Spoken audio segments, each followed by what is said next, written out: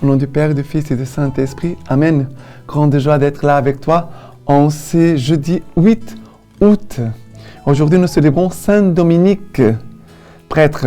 Dominique, chanoine espagnol, rassembla d'abord quelques femmes à Pouille sous une règle de vie. Puis il fonda à Toulouse l'ordre des prêcheurs pour lutter contre l'hérésie cathare. Il voulut que ses fils soient des mendiants et que leurs enseignements se nourrissent de contemplation. Il établit le centre de son ordre à Rome avant de mourir à Bologne. Alors, Saint Dominique, le fondateur des prédicateurs, des dominicains. Et notre communauté Semence Vert aime beaucoup les dominicains parce que c'est de cet ordre qui vient la prédication, ça veut dire l'annonce de la parole de Dieu. Et c'est quelque chose de très cher à notre charisme, l'annonce de la parole de Dieu. Et la première lecture d'aujourd'hui, c'est Jérémie chapitre 31, à partir du verset 31. « Voici venir des jours, oracle du Seigneur, où je conclurai avec la maison d'Israël et la maison de Juda une alliance nouvelle, non pas comme l'alliance que j'ai conclue avec leur père, le jour où je les pris par la main pour les faire sortir du pays d'Égypte. Mon alliance, quand même, ont rompu, bien que je fusse leur maître, oracle du Seigneur. Mais voici l'alliance que je conclurai avec la maison d'Israël. Après ces jours-là, oracle du Seigneur, je mettrai ma loi au fond de leur être et je l'écrirai sur leur cœur. Alors, je serai leur Dieu et eux seront mon peuple. Ils n'auront plus à instruire chacun son prochain, chacun son frère, en disant « Ayez la connaissance du Seigneur, car tous me connaîtront, des plus petits jusqu'aux plus grands, oracle du Seigneur, parce que je vais pardonner leurs crimes et ne plus me souvenir de leurs péchés. » Alors, ici, le Seigneur nous dit qu'il veut conclure une nouvelle alliance. Non pas comme l'alliance en Égypte. Mais voici l'alliance que je vais conclure avec la maison d'Israël. Après ces jours-là, oracle du Seigneur, je mettrai ma loi. Voilà, la nouvelle alliance, c'est quelque chose d'intérieur. Je mettrai ma loi au fond de leur être et je l'écrirai sur leur cœur. Ça veut dire que la parole de Dieu doit habiter dans notre cœur. Non pas dans notre tête, non pas comme quelque chose que je dois accomplir comme une obligation, mais ça vient du cœur. Ça veut dire que je l'accomplis, je vais accomplir cette alliance, cette parole, parce que j'aime le Seigneur, parce que j'aime cette parole. Et je comprends cette parole, elle est pleine d'amour, elle est pleine de bien pour nous. Alors je serai leur Dieu et eux seront mon peuple. Après que cette loi soit mise dans notre cœur, je mettrai ma loi au fond de leur être, je l'écrirai sur leur cœur. Alors, je serai leur Dieu et eux seront mon peuple. C'est quelque chose d'intérieur que le Seigneur veut faire. Les gens souvent suivent des choses extérieures, vivent à partir d'ordre extérieur, mais la conversion, c'est cela. Je fais les choses à partir de mon intérieur. Je suis convaincu, je suis certain que cette parole, que c'est ce que le Seigneur demande, que l'Église m'enseigne, c'est le mieux pour moi, le meilleur pour nous.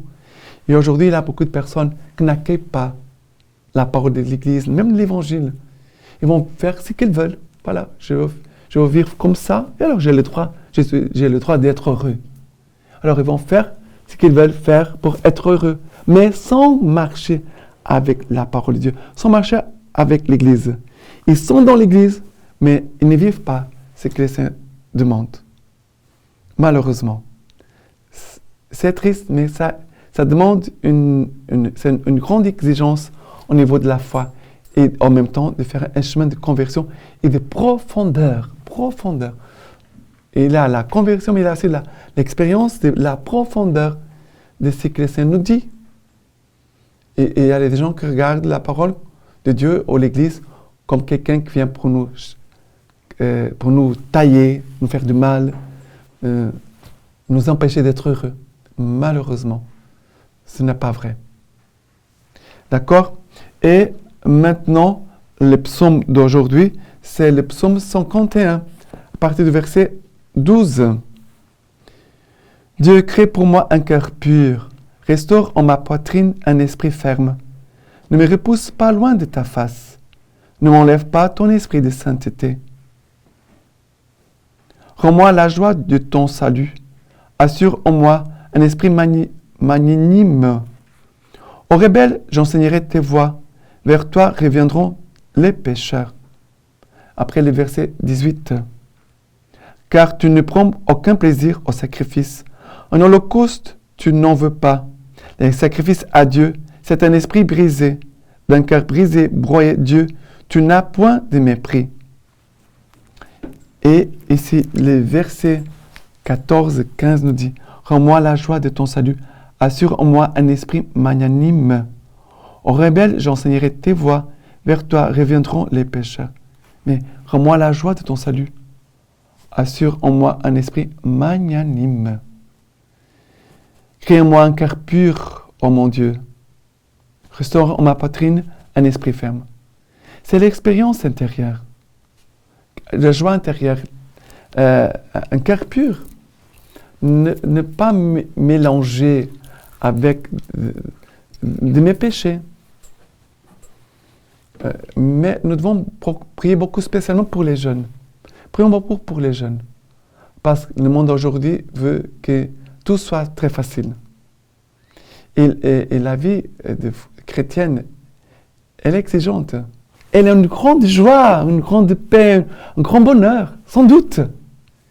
Mais suivre Jésus-Christ, ça exige des âmes fortes. Des âmes fortes. Sinon, à un moment ou à un autre, je vais m'éloigner de l'Église parce que je veux faire ce que je veux, non pas ce que Jésus veut. Mais pour faire ce que Jésus veut, il faut avoir une expérience d'amour, de confiance et de croire vraiment que les chemins par où Jésus veut me conduire, c'est les meilleurs. D'accord?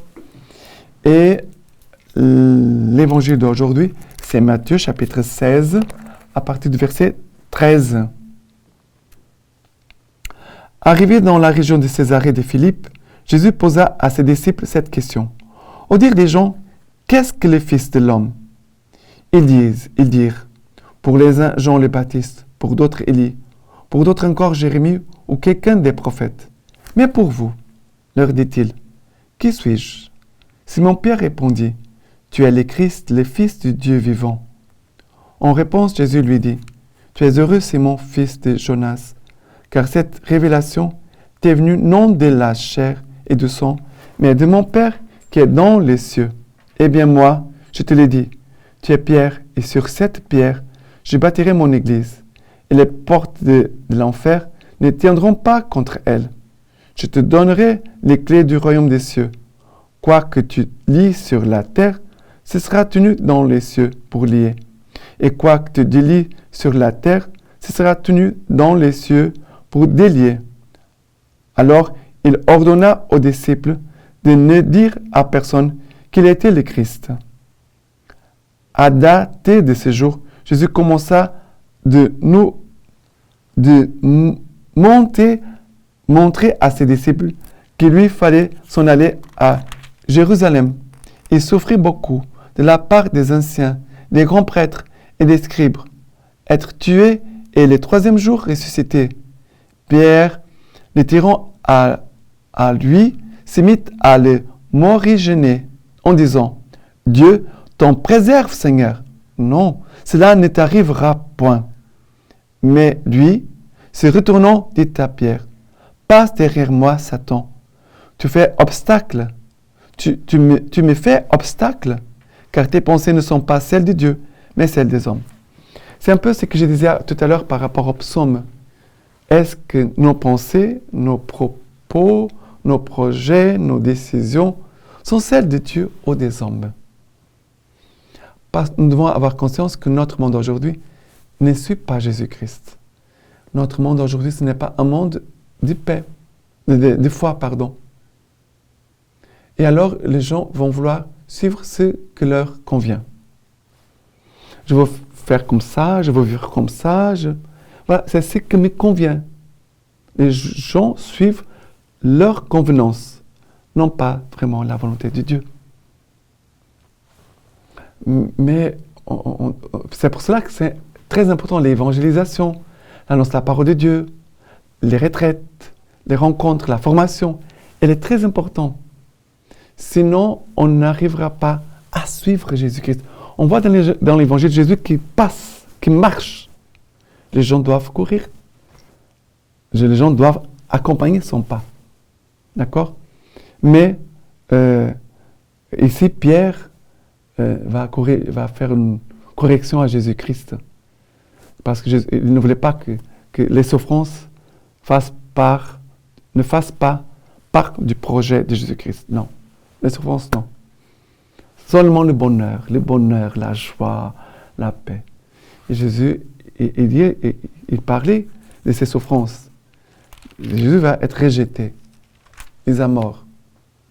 Mais voilà, nous devons faire confiance à notre Seigneur, que nous conduit. Il est le bon berger, que nous conduit. Laissons-le nous conduire. D'accord? Et la lecture patristique d'aujourd'hui, la fête Saint-Dominique. Dominique avait une belle intégrité morale. Il était emporté par un tel élan de ferveur qu'on découvrait en lui de façon évidente un chef d'œuvre de noblesse et de grâce. Il régnait en lui une parfaite égalité d'esprit, sauf quand il était bouleversé de compassion et de miséricorde. Et puisque le cœur en joie se reflète dans la gaieté du visage, il manifestait au dehors l'équilibre paisible de sa vie intérieure par l'amabilité et la sérénité de ses traits.